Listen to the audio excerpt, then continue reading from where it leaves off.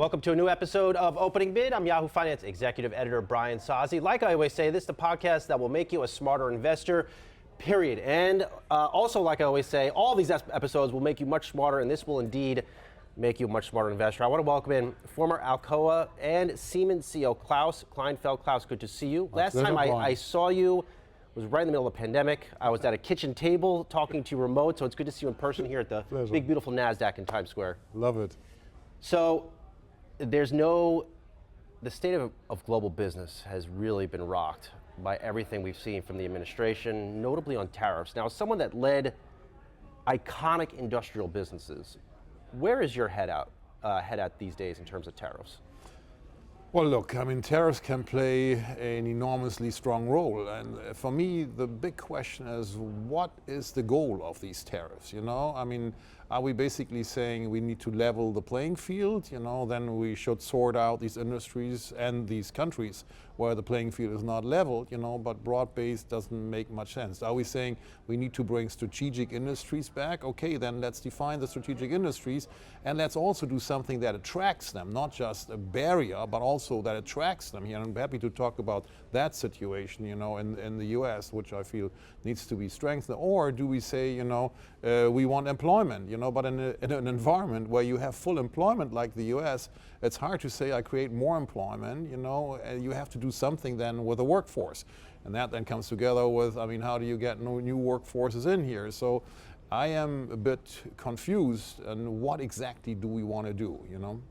I talk to a lot of CEOs, as you can imagine, in this gig, but you're one of the first ones that led manufacturing operations, like in the trenches within Alcoa.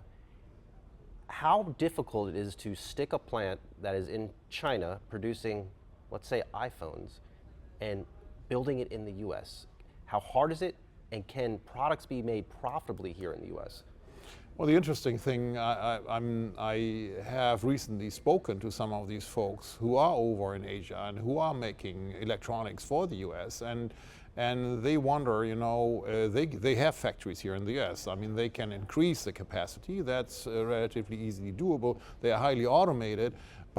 But what they are saying is the biggest issue here is get good people, you know, because the type of people that you need are very often people who have a higher level of qualification, who can program a numeric control machine, a programmable logic device, because a lot of this is automated, you know. These type of electronics very often are so sophisticated that making them with humans, you know, just with human hands, doesn't make much sense, you know. So I think the real issue that they have is where do I get the qualified people here in the US, even if I were to build out my factory? You know, building out a factory has probably, depending on what industry you're talking about, you know, you order some equipment, it probably takes 6 to 9 months until you get it here, get some land.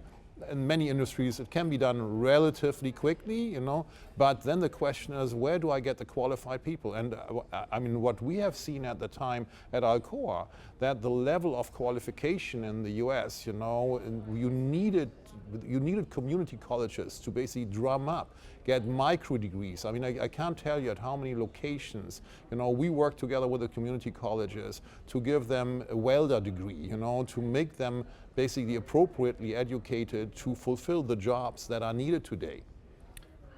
To that end, I recently spoke to Treasury Secretary Scott Bessent. I put to him that question of why can't we build iPhones in the US?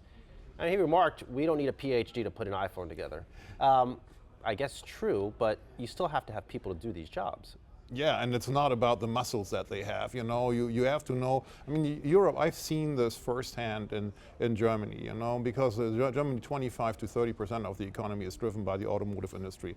Automotive, if you look at an automotive factory 20 years ago, all of it is manual. Today, it's almost all robotic. But the people who are in there, you know, they know how to program the robots. They know how to handle the things when they are wrong. So what did the German industry do? I mean, they basically started a long program, you know, where you could get a normal workforce person in a micro degree to basically upgrade and work in that environment, you know.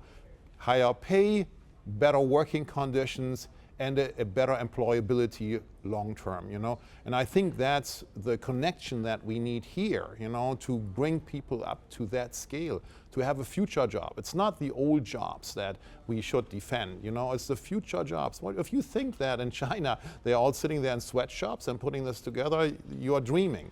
I mean, many of these places, I just saw a report from somebody who's recently come there, and they're talking about the dark factories. They are so highly automated that during the night shift, not even anybody is in there anymore, and they switch the light off. That's today's reality, and we can do that here. Yes, we can do that. But the critical aspect is we have to educate our workforce. But this takes years. You know the main automakers. I look at Mary Barra, chair and CEO, a long time over at General Motors. She can't move a plant from Canada to Mexico, flip a switch, and she's making cars tomorrow. I mean, this is a 6 or 7 year project. And what do these companies do in the meantime? Well, and the question is, does that even economically make sense, and does it strategically make sense? I understand that when we're talking about certain type of electronics, let's say semiconductors. Semiconductors clearly are of strategic importance for the US and for actually, I would say, any nation, So I clearly think that we have to think through on a government level, how do we bring these type of strategic industries, how do we bring them here? How do we make sure that the value chain works? And even if it works a little bit less efficiently, less cost, higher cost than in other places, it still has a high value to have them here. But if you think about toy makers, I mean, why would we want to be the world's capital of Christmas toys? But can we? We have, in that seat a couple months ago was Hasbro's CEO. He said, Brian, I would probably have to raise prices by 50% to make toys in the US. Yeah, exactly. It's not about can we, it's more about, I mean, if you look at the last 30 years where globalization has moved forward, what we've seen is countries have specialized around these things where they are particularly good. I mean, to take an example of flowers, Holland is the capital of tulips, has always been. We know it here in New York, They are very good at that. You see what greenhouses they have, how efficient they are, fantastic, Why would we want to compete with that? I mean, if they are great at that, let them do their thing. We are great at other things, We have, look, Google, Amazon, Facebook, these are all companies, NVIDIA, companies where the US dominates. I mean, is tulips more important, than Google? I doubt it. I doubt it, So those are industry. When it talks about AI, who dominates in the AI world? I think we still have a very strong position, and I think we need it. When you talk about quantum computing, absolutely important for the future. When you talk about nuclear fusion, critically important in the future. That's industries that we need. That's industries where we should basically make sure we have the right people, we have the right research facilities, we attract the best and brightest, like we've always done here in the US. This is our big advantage, that the best and brightest always want to come to the US. If we go away from that, we've lost our most important competitive advantage that the US has. That's a very good point, Klaus. You think this administration is forgetting the investments international companies have made in the US? And I look to Germany and I look at Mercedes. I talked to the CEO of Mercedes 3 months ago after the company reported earnings, and he said, Brian, we are an American company. We employ thousands of people here. But now he might have to pull back on what models he sells here in the US. I mean, does the administration understand this? I don't know whether the administration should understand it. It's not that difficult to understand. I mean, if you actually just have to go to the Carolinas and see the large amount of European and Asian car companies that have established itself there, and who have brought a whole supply chain with them. So in terms of automotive supply chain, that's all there, and they can do it. Now, the interesting thing is they are not producing all models that you sell in the US there. But the models that they are producing there, they also export. Now with the current conversation or unclarity on where are we going to end, they might be doubly punished. The ones that are export get dinged by wherever they go from the US, and the ones that they bring here, get dinged from the tariffs that we have established here. that is not a win-win solution. That is not a win-win solution for the world, you know. And just one last thing on this: if you look at the biggest winners of globalization, in fact, you know, have been the third world countries. If you look at how many nations have been moved out of poverty, clearly because globalization allowed them to play with some type of goods, with some type of produce on the world scale, you know. I don't think we want to just completely wipe that out. So I wish, you know, we'll get to a point where we are a little bit more kind of pointed, you know, and say, this industry we want here, more strategic, this industries, you know, we would like, you know, and for those ones we would have a very, very open market. And by the way, it's good to have friends around the world, you know. So I mean, people like in Europe, you know, they feel very much relating to the values of the U.S. And I think we want to make sure that that continues this way, you know. Stay with us, Klaus. We're going to go off for a quick break. We'll be right back on Opening Bid.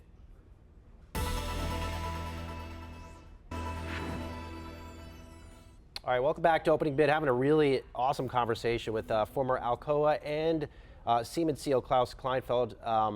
So let's say you were still leading Alcoa. What do you do right now in this environment? Well, the Alcoa that, I mean, I split Alcoa into Alcoa and Arconic, Arconic, and then, you know, so the Alcoa today is basically an upstream company. So the tricky thing there is they are extremely dependent on energy. You know, it's either oil or gas for the refining side, so heat, or for the smelting side, it's power.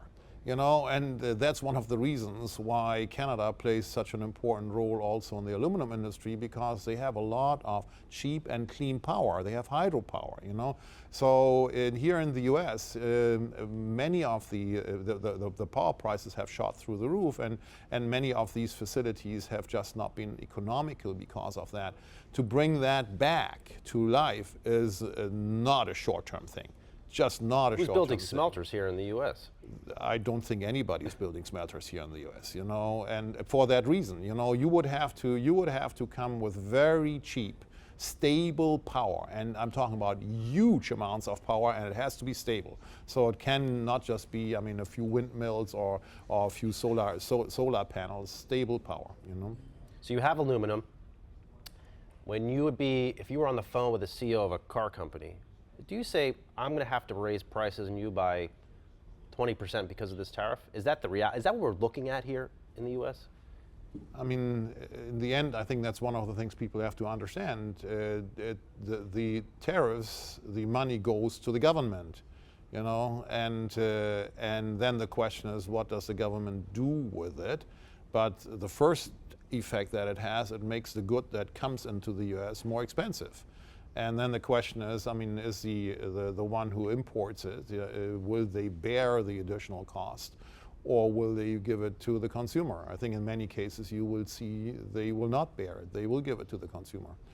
And or they might decide, as we currently see, I mean, if you look at the logistics chain, you know, a lot of the incoming goods have already slowed down drastically, you know, so they might decide, I'm not even going to ship that much to the U.S. anymore. Should CEOs prepare for a recession, and what is the playbook to prepare for one?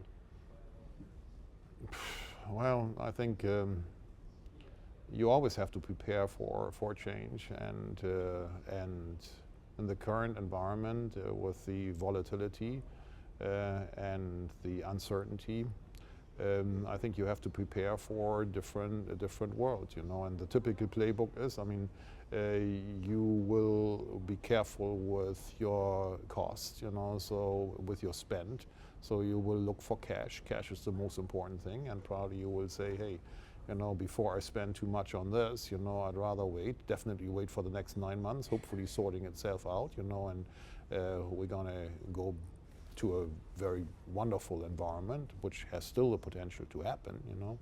But you probably today, in the uncertainty, you would hold your cards very, very close and look at the cash. That's the most important thing. Would you pull guidance? No, there was I forgot the airline. The airline may have been United. They gave 2 sets of guidance. One, I believe, was for a recession. The other one was, if no recession. What would you do? I was surprised that I think it was Delta first who Yes. decided to not give guidance, and the stock went up, So that's a surprising response, a very human response, because in a way, I mean, how do you give guidance in a world that can change literally in a day, You have a very global view. You've spent a lot of time in China. What do you think China policymakers need to see from the U.S. to meet them somewhere on trade? And what's the end game in terms of relationships? There's a great book on China, which is called On China, written by my longtime friend Henry Kissinger. And the book is probably 6-7 years old, and he gives a great overview on China and what has happened there and how one should think about some of the things, the internal makings. And the book ends with 2 scenarios, because he says, well, if I get asked what's the relationship between China and the US, I can see 2 scenarios. And he takes a comparison to economics, and he says it's basically 2 superpowers, and it's an oligopoly. And if you have an oligopoly in the economics research, you only have 2 stable states. And the one state is co-opetition, so you cooperate and you compete, and the other one is ruinous competition. These are the 2 states, 2 stable states of an oligopoly. And he describes, both states in the book. So I would highly recommend, to go back and read that. At the time when it was published, we were clearly in this phase of co-opetition. Yes, we are cooperating on some sides, but at the same time, we knew that we are not friends. I mean, we are competing, so we have to use the market forces, everything we got, and we got a lot, and we've won in many places to compete. That was the phase that we were in then. I feel that today we are in this phase that I would call ruinous competition. And history on that side has taught us exactly what the word says. It's in many cases we have seen in businesses. Now you have to allow the analogy of 2 nations being seen as businesses, but in businesses this has not ended well, mostly for both sides. Does China ultimately bear the most pain?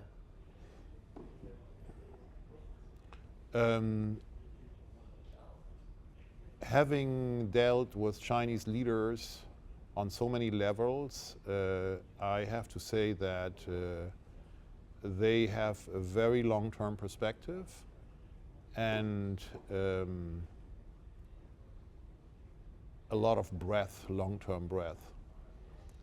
So not so sure who would have the shorter of both straws, but my suspicion is so you think China's both. more dug in than the U.S. thinks?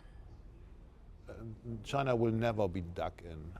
I mean, China will not take a position because of the position.